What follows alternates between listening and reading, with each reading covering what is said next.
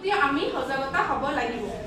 তাৰপিছত হৈছে যৌন অঞ্চলত চুলকনি। আপোনাৰ যৌন অঞ্চলত যদি আপুনি ভালদৰে আপোনাৰ কাপৰ বা নেপকিন পেডছ যিখিনি ব্যৱহাৰ কৰে এইখিনি যদি ভালদৰে পৰিষ্কাৰ পৰিচ্ছন্নতা বজাই নাৰাখে, মানি নচলে, টাইম মতে সময়মতে আপুনি সলনি নকৰে, তেনেহ'লে আপোনাৰ যৌন অংগত খজুৱতি হ'ব পাৰে, যাৰ ফলত আপুনি বিভিন্ন ধৰণৰ খজুৱতি হ'ব পাৰে। এই খজুৱতিবোৰে ভালদৰে যদি আপোনালোকে ডক্তৰৰ পৰামৰ্শ নলয় তেনেহ'লে তাৰ পৰাও বিভিন্ন ধৰণৰ ৰোগ বিয়পিব পাৰে।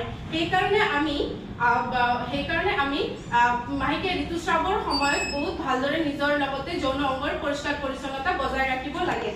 তাৰপিছত হৈছে আপোনাৰ জনাংগ সংক্ৰমণ।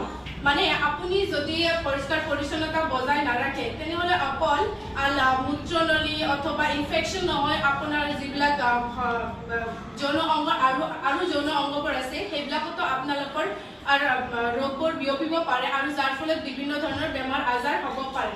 এতিয়া মই আপোনালোকক বুজাম যে আপোনালোকে কেনেদৰে আপোনালোকে নেপকিন বা কাপোৰবোৰ ব্যৱহাৰ কৰিব লাগে আৰু কেনেকৈ নিষ্পত্তিত অথবা পেলাব লাগে।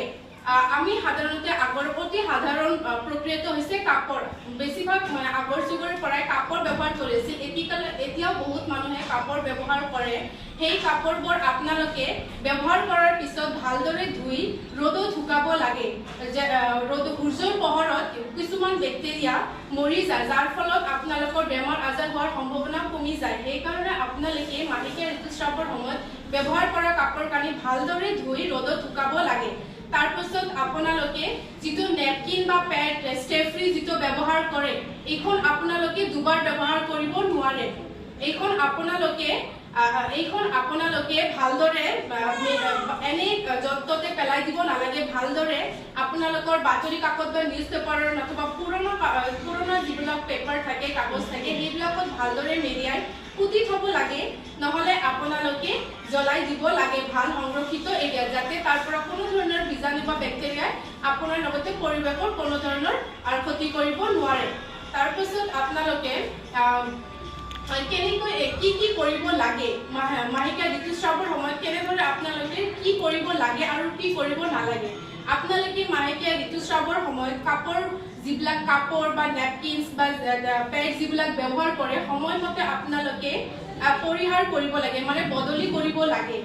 জেনেৰেলি 4 পৰা 6 ঘণ্টাৰ ভিতৰত আপোনালোকে সলনি কৰিব লাগে। যদি নহয়, যেতিয়া ফুল হৈ যায় তেতিয়াই আপোনালোকে এই বস্তুটো পৰিহাৰ কৰিব লাগে।